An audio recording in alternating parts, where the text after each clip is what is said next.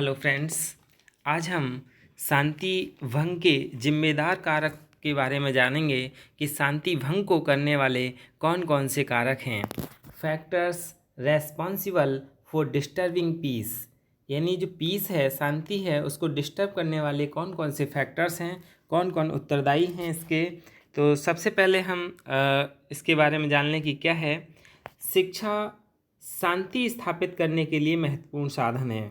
इसके बारे में मौर्य मोंटेसरी ने भी कहा था कि सारी शिक्षा, यानी जो भी शिक्षा है, वो किसके लिए है? शांति स्थापित करने के लिए है। क्योंकि एक शिक्षित व्यक्ति मर्यादित आचरण करता है। जब शिक्षा सामाजिक परिवर्तन के अनुसार चल पाती तो शिक्षा में अमूलचूल परिवर्तन होते हैं और वह शांति स्थापित करने में अहम रोल निभाते हैं। शिक्षा में विभिन्न विचारधारा जैसे आदर्शवाद, विवेकानंद आदि विचारकों या विचारधारा के द्वारा बच्चों में नैतिक एवं चारित्रिक गुणों का विकास किया जाता है। आधुनिक समय में हिंसा, आतंकवाद, बेरोजगारी आदि भयानक समस्या उत्पन्न हो चुकी हैं, जिनसे जल्द से जल्द निजात पाने के लिए शिक्षा का प्रसार होना आवश्यक है। तो शांति भंग के जो जिम्मेदार कारक हैं, हम उनके बारे में जान लें। पहला कारक क्या है? बेरोजगारी, यानी अनएम्प्लॉयमेंट।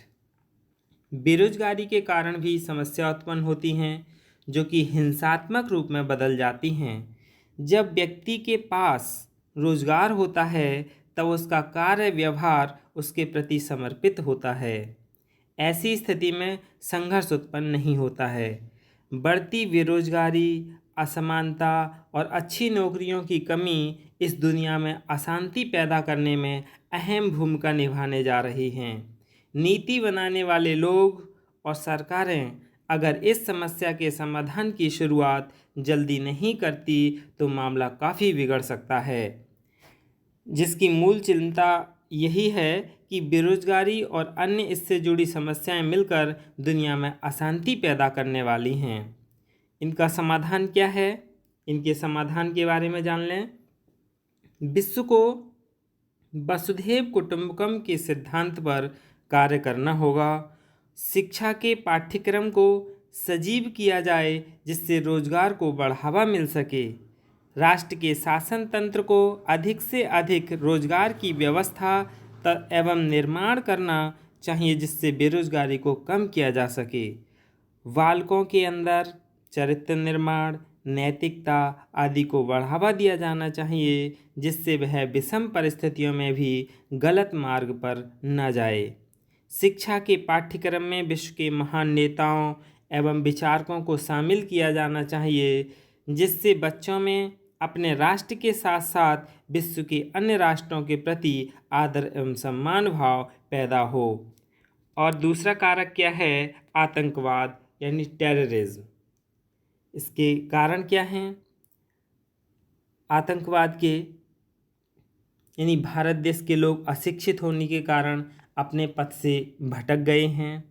समाज एवं राज्यों में बढ़ती हिंसा के कारण लोगों में बदले की भावना का विकास हो रहा है। जाति व्यवस्था के कारण समाज एवं राष्ट्र में कई विचारधाराएं हो जाती हैं तथा वह टकराव की स्थिति में आतंकवाद की ओर अग्रसर हो जाता है।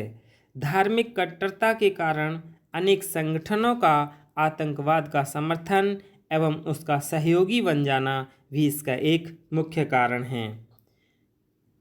सामाजिक, राजनीतिक, आर्थिक असमानता के कारण और आदर्शवादी मूल्यों के अभाव में व्यक्ति समाज एवं राष्ट्र के हितों का ध्यान नहीं रख पाता है। इस आतंकवाद को समाप्त करने के उपाय जान लें कि क्या क्या उपाय हैं। यानी सरकार और विश्व समुदाय द्वारा भी कुछ उपाय हैं, जैसे बिना लाइसेंसी हथियार रखने पर दंडनीय अपराध मानकर दंडित किया जाए। भारतीय कानून के तहत टाडा एवं पोटा कानून बनाकर आतंकवाद को समाप्त करने का पूर्ण प्रयास किया जाए। आतंकवाद फैलाने वाले व्यक्तियों को एक राष्ट्र से दूसरे राष्ट्र में भेज दिया जाता है जिससे आतंकवाद को रोकने में सहायता मिलती है।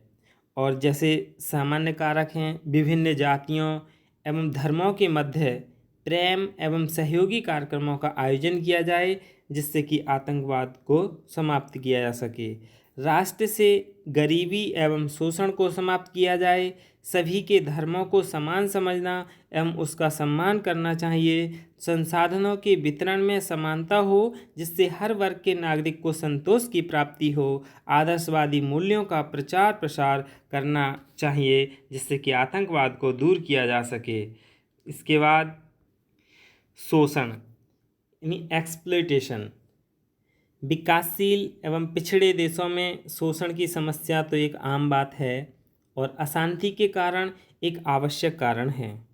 बिना शोषण को रोके किसी राष्ट्र में शांति की कल्पना करना गलत होगा, क्योंकि सबसे पहले हमें क्या करना होगा, शोषण को रोकना होगा। क्योंकि शोषित वर्ग के लोग जब अपने अधिकारों के प्रति संगठित होते हैं तो वह जन आंदोलन का रूप लेता है जिसमें अशांति फैलती है। शोषण बाल्यावस्था से लेकर मृत्यु अवस्था के लोगों के साथ तक होता है। इसके साथ साथ महिलाओं के साथ शोषण की घटनाओं में निरंतर बढ़ोतरी हो रही है, जिससे पूरा देश आक्रोशित है और अशांति का माहौल है। किसी विकसित एवं विकासशील देशों के विकास की पहली शर्त शोषण मुक्त समाज एवं राष्ट्र की स्थापना करना होता है। हर नागरिक को उसके अधिकारों के ज्ञान के साथ साथ उनके दायित्वों का भी बोध किया जाना चाहिए जिससे वह राष्ट्र के निर्माण में सहयोग कर सके। अब इस शोषण को रोकने के उपाय क्या हैं? इनका उपाय तो यही है कि शिक्षा की जो पहुंच है वो हर वर्ग एवं जाति तक पहुंचाई जाए, यानी हर व्यक्ति को शिक्षित किया जाए। लोगों को उनके अधिकारों के साथ साथ उनके कर्तव्यों का बोध कराया जाए। बाल मजदूरी के कानून को सख्ती से लागू किया जाए। दैनिक मजदूरी करने वाले मजदूरों के लिए नियम बनाए जाएं तथा सख्ती से उनका पालन किया जाए। शोषण करने वाले तथा शोषण को बढ़ावा देने वाले व्यक्तियों के खिलाफ तत्काल एवं सख्त कार्रवाई की जाए। यही सब क्या हैं, शोषण को रोकने के उपाय हैं। अब हम व्यक्तित्व का दमन यानी सप्रेशन ऑफ पर्सनैलिटी के बारे में जान लें कि क्या है। व्यक्तित्व निर्माण बालकों के विकास की क्या है, एक पहली अवस्था है। व्यक्तित्व हर व्यक्ति का अलग अलग होता है और उसको विकसित करने की पहली शर्त होती है कि बालक को उसके व्यक्तित्व के आधार पर विकास करने की छूट मिलनी चाहिए। क्योंकि जब बालकों या मनुष्य को उसके व्यक्तित्व के खिलाफ ले जाकर कार्य या उसका विकास किया जाता है तो वह उन परिस्थितियों में खुद को समायोजित नहीं कर पाता है और आगे आग के गोले के समान दहक उठता है। एक व्यक्ति जिसके अंदर एक कवि हुआ है और उसे जबरदस्ती डॉक्टर बनाया जाए तो वह क्या है, निश्चित ही वह डॉक्टर की जिम्मेदारियों को निर्वाह नहीं कर पाएगा, यानी आसानी से नहीं कर पाएगा और उससे काफ़ी अनुचित कार्य होने की संभावना भी बढ़ जाती है, जिससे क्या है, समाज में अराजकता उत्पन्न हो जाती है। तो इन सभी व्यक्तित्व का जो दमन है उनको दूर करने के उपाय क्या हैं, यानी बालक एवं व्यक्तियों को उनके व्यक्तित्व के आधार पर विकास करने का मौका दिया जाए। यानी बालक का जैसा व्यक्तित्व है उसको उसी क्षेत्र में ही क्या है, डेवलप्ड किया जाए, उसी क्षेत्र में ही उसे मौका दिया जाए। सामाजिक मान्यताओं एवं रूढ़ियों में व्याप्त त्रुटि को दूर किया जाना चाहिए। बालक या व्यक्ति को उसके स्वभाव के विपरीत कार्य करने का दबाव नहीं डाला जाना चाहिए।